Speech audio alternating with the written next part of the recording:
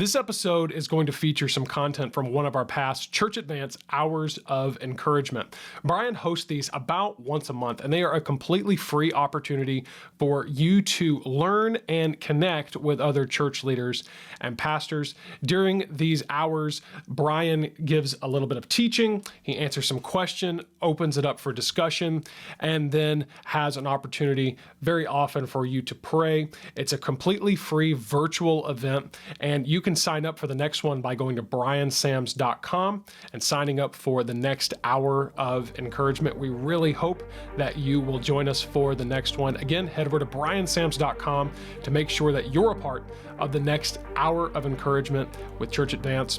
Well, we are glad to have you join us for this episode as we continue to advance a reformation, a fellowship, partnership, and gospel hope amongst Bible-believing pastors and churches. This is Church Advance with Brian Sams.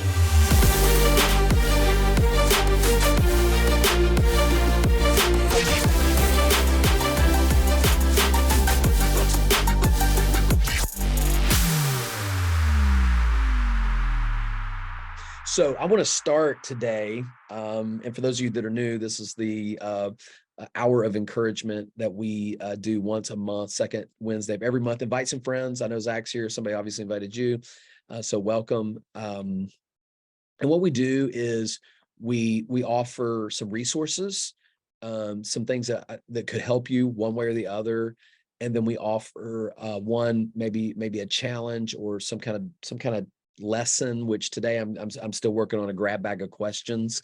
So we'll work through as many of those as we can. And then we share prayer requests with each other and pray together. Just to, everybody can be prayed for, right? So if you have a question relative to the things I'm talking about, I'll do a bit of a monologue here in a minute. And then at some point, if you got a follow-up question, let's go ahead and dive in. We do all of this in 1 hour because I'm busy and you're busy and we're all busy. And so we don't want to take more time. Obviously today I've got some free time today, miracle. So if anybody wants to stay on after 2 and talk a little bit more, I'd be more than happy to do that just because I'm thankful that the schedule is a little lighter this week after Easter. So, okay. So I want to give you 2 resources today. First of all, I want to give you a book that I've been reading that has been incredibly helpful, and it is Maximize by Nelson Searcy. I just started reading this one. It is about developing donors in your church. And how many of you think you could do with a little bit more financial contribution in your ministry? I'm sure you all could. It's really cool. Nelson Searcy was a church planner. I believe he's in New York City. Some of you probably heard of him. He wrote Activate, which is a small group thing. He's written a few other books, and they've got that like one word tagline: Activate, Maximize. I'm going to give you Maximize this month, mainly because I'm reading it right now.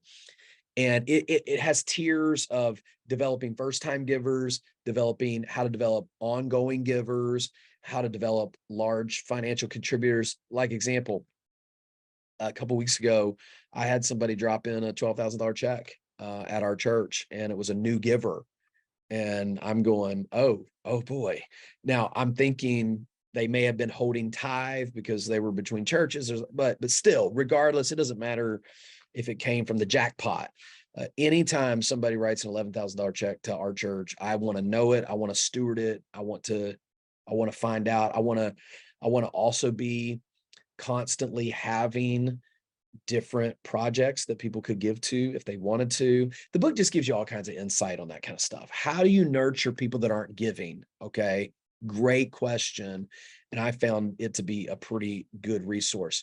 Let me give you another piece of advice here on this subject, not related to the book, but I want to recommend that you guys have a list of things that you need for your ministry. Okay. And I learned this I was at a North American Mission Board assessment just a couple of weeks ago with our resident, pastor resident. And they do these, and Hector, you've been through this, Aaron's been through this, Zach, you've been through this. They do these scenarios. It's in the vision casting framework, and they do these scenarios where you're you meet like a business leader from town, and the business leader wants to get behind you, and they're wanting you to share with them something you got going on. And it led me to think, you know what, I need to always have, you know, a list of things that I'd like to see accomplished in the next 5 years, so that when somebody, you know, God may just bring along somebody with money to your church and may look at you and say, what can I give to? And here's what you don't want to say. Well, rents always do, you know, don't, that's weak. Nobody wants to give to that. Nobody wants to hear you tell them that you're struggling to pay your rent. Okay. They might want to hear, hey, I tell you what, man, I've been praying for a van for a couple years, and I just, man, honestly, we could use it. We could use a vehicle, a ministry vehicle for trips, for senior adults, for youth. And I can get one for about $25,000. That's a mid-range ticket item. Okay. I also want to have a couple lower range ticket items. And then I want to have some big ticket items, because believe it or not, there are people that can write $100,000 checks to you and not blink. Okay. So I would just recommend to do that. And that book will guide you along there. Second recommendation, and I'm shooting from the hip a little bit here. I'm sitting here with CJ Keister. Look, I'm telling you, he has encouraged me. He came down here to just spend a couple days and just fellowship. So he put me onto this thing called Thumbtack. Now, listen, I'm going to tell you, you got to check it out. Okay. You got to check, Hector, seriously, you need to check this out. Aaron, you need to check this out. Okay. You know about Thumbtack? Okay. Well, two areas that you can put your Thumbtack is like Angie's List, where like there's other apps like this where you can go say, I need somebody to replace, I need somebody to mount a TV on my wall. I mean, if you're a girl and you can't do that, you might need somebody to go hire that. But you can also do wedding officiating, offer counseling. And I mean, CJ would tell you, and I won't be able to get his voice on here, but CJ literally did like 100 weddings through this app, and you know, he was making like $300 a pop. I just signed up for my free account before I got on here today, and I'm just interested to see what happens. I'm looking at it financially and ministerially. Like, why not? Why not check it out? Maybe there's something there. And so I would just recommend just checking it out. It may be something that you could find usefulness with. And I've already here in Jacksonville. Yeah. And CJ, I will, let me do this. Let me put this in the chat here. What's your number, CJ? 336 317 5441. That's CJ Keister's number. I just sent to you guys on the chat.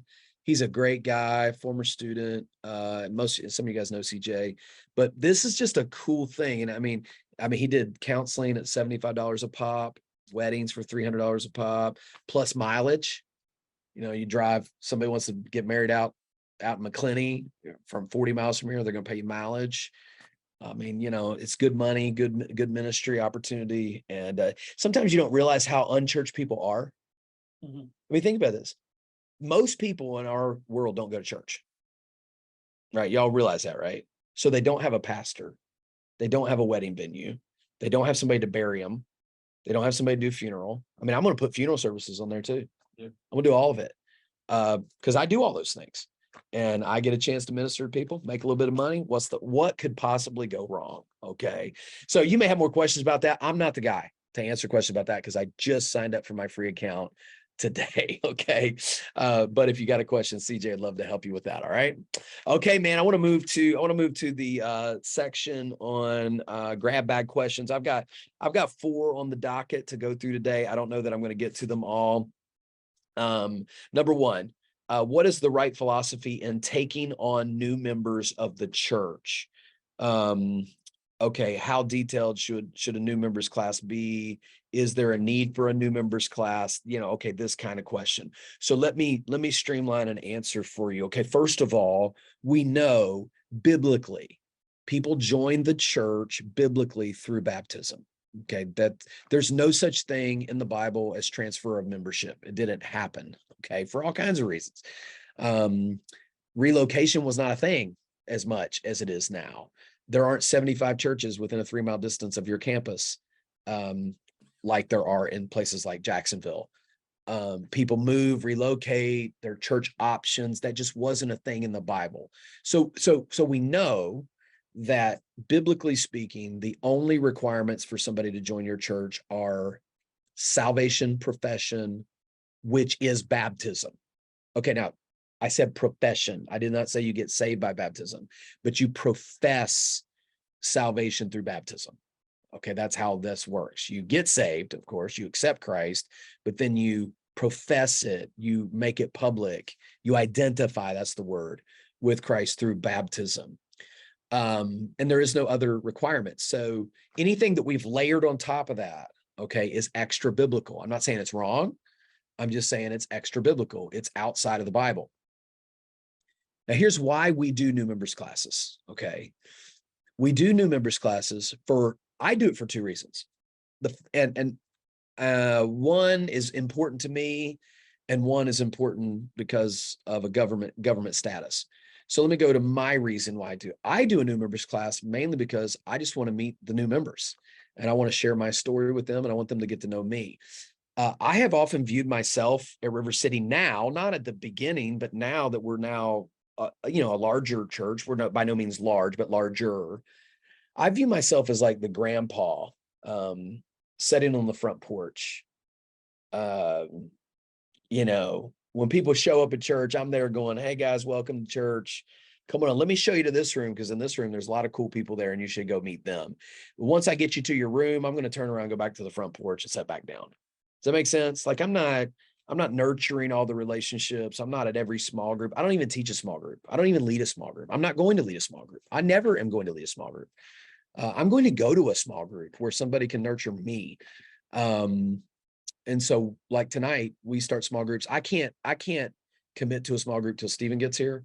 When Stephen gets here, Stephen will be running them, so I won't have to worry about the administration of them. But until then, I'm just going to be dropping in. I'm just going to show up. Like tonight, I'm just going to show up. Nobody even knows I'm coming. I'm just going to show up at one. But I'm not running small groups. Okay. So I don't even know why I said that, but the point is our church now is at a point where you're not going to have, it's very unlikely you're going to have a personal relationship with me. Okay. It's just not real.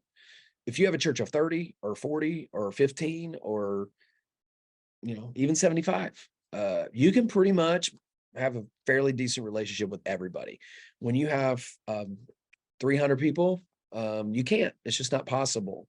And then if you have more, it's even more impossible. So what do? You get to meet them. They get to meet you. And so that's why I do it.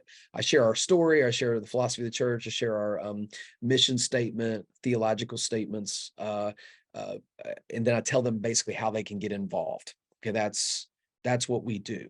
Now, the second reason, which is the more legal reason that people do it, and this is recommended by people like Christian Law Association and others, is the legal blanket of protection that goes over you in this hostile environment where people could sue you for speaking out against homosexuality or something like that. But if at the front door you have stated clearly, this is who we are, this is what we believe, then you have a legal protection, legal blanket over you. Now, I will say this, even if tax exempt status lost its thing here in America, I would still do a new members class, but not for the second reason. I would do it for the first reason, just so you get to know me. Now, how do we do it? We do it once a month, every month on the first Sunday of the month. And it's a one meeting event, and it takes place in our conference room at church. And I've had as many as 15. I've had as little this last one of 3. I've done it with one. I've done it one-on-one before. So it's just a revolving opportunity that I'm always talking about. At every baptism, I mention it. The week before, I mention it. We get enough visitors here at the church where it's just kind of a constant thing. If you're scaling different, like you're smaller, you might just want to do this every quarter, every other month, whatever, once a year. I don't know. It depends on where you are, depends on what your situation is. But if you guys want to send me an email or a text, I can send you the material that I go through, the handout that I give to the people. But that's how we take on new members. Okay. Now there's a whole bunch of people out there in the modern church, they don't even do membership. And I don't believe that. I don't believe that's right. I believe because of accountability, because of spiritual gifts, because of spiritual needs. People should join a church. I don't believe there's a commandment, but I believe there's every good reason to join a church for purposes of church discipline, accountability, spiritual care, all those kinds of things that you can't get. Like I just said, you'll be looking for a preacher to marry you and bury you if you don't have one. So those are good. These are good reasons to be connected to a church. So that's what we do. I would highly recommend doing it if you don't do it. Set up something. Let me dig a little deeper. We cover three questions in our new members class. What is a church? What is church leadership? And what is church membership? So I'm essentially answering those three questions. And in what is a church, I tell them a definition of a church, the history of our church, and the distinctives of our church. Christ-centered, expositional, preaching, and theologically conservative. That's how I label our church. Then in leadership, I explain our leadership structure. I want them to know up front how we make decisions, how decisions are made, how the church is led, which we are pastor-led. Okay, we are a pastor-led church. And I would say pastors, we are pastors-led. I do not, I want to be careful. I just did an episode on this, so I don't want to drill too deep. We are not elder board. We do not have a governing elder board. I don't see that in the Bible because I believe elders and pastors are the same people. So I don't believe there's an elder board that should be governing the pastors. I believe there is pastors who are also elders, and there should be more than one of them. And as things develop, but I don't think there's a group of people over the pastors. I believe the pastors lead the church. So there's that. And then, of course, deacons, we talk about deacons and how they serve the church. So we got pastors and deacons. And then the last thing is about membership. And I key in on the word gifts, accountability, relationships. And there's a fourth word. But I've got a whole PowerPoint presentation I can send you and kind of show you what we do. The last thing that we do in the membership class is I make this statement to them, and I think this is an important statement to make. Guys, don't be so desperate for church members that you just grab for anything that's breathing, okay? At the end of the day, it's going to hurt you. Okay, you can say we grew by 50, and that's great, but if they're all a pain in your butt, and it's a problem, and they're not even saved, and because you're just not willing to ask tough questions or whatever the case may be, don't do that. Here's what I say. I make them all give me at least a brief acknowledgement of their salvation, faith in Christ, and acknowledgement that after they have been saved, they've been baptized. That's first thing, obviously. And I baptized many people because they were saved, but they'd never been baptized, or they were saved, but they've been baptized by sprinkling, or they got baptized before they were converted because they came from like a Lutheran or some kind of other experience, and they don't understand rebaptism or what we call credo baptism. They just think baptism is just an experience. So there's that. And then the next thing I say, so I say that, but then I say this: you should not join this church if you are not willing to do the following things: give, serve, and connect. Give, serve, and connect. And I on the handout, I actually give them a handout with a QR code where they can scan it right on their phone, and it takes you a link to our small groups where you can connect.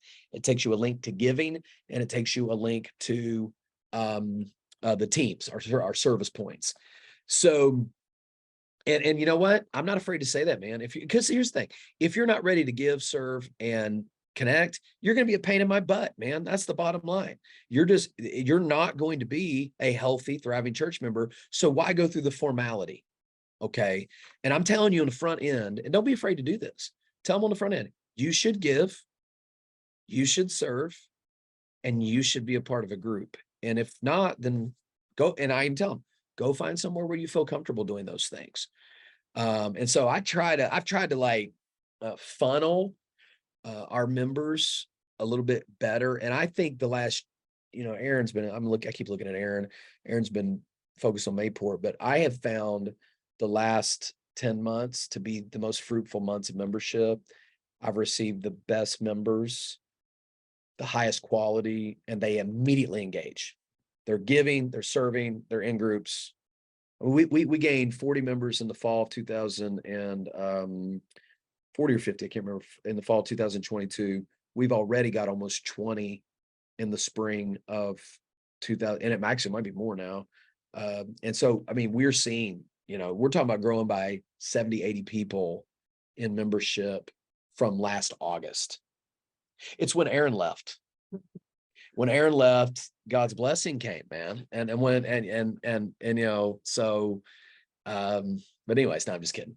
All right, anybody want to take a swing at any membership related things? Because I don't want to skip what you might want to talk about, but that's a short, synopsis of what we do and how we do it and why we do it. Well, we're going to pick up the next part of the conversation in the next episode. It was great to have you join us for this episode. And if you want to make sure that you don't miss any upcoming content, you're going to want to make sure that you're subscribed to our YouTube channel and that you follow us on Apple Podcasts, Spotify, and wherever you listen to podcasts. And if you enjoy this content, then please don't hesitate to leave us that 5-star review, and then also tell other church leaders and pastors about this podcast. We would really appreciate you helping us spread the word. This podcast is hosted by Brian Sams. It's produced by myself, Luke Clayton, and my team at mustincrease.com. We really look forward to having you join us in the next episode as we continue to advance a reformation, a fellowship, partnership, and gospel hope amongst Bible-believing pastors and churches right here on Church Advance with Brian Sams.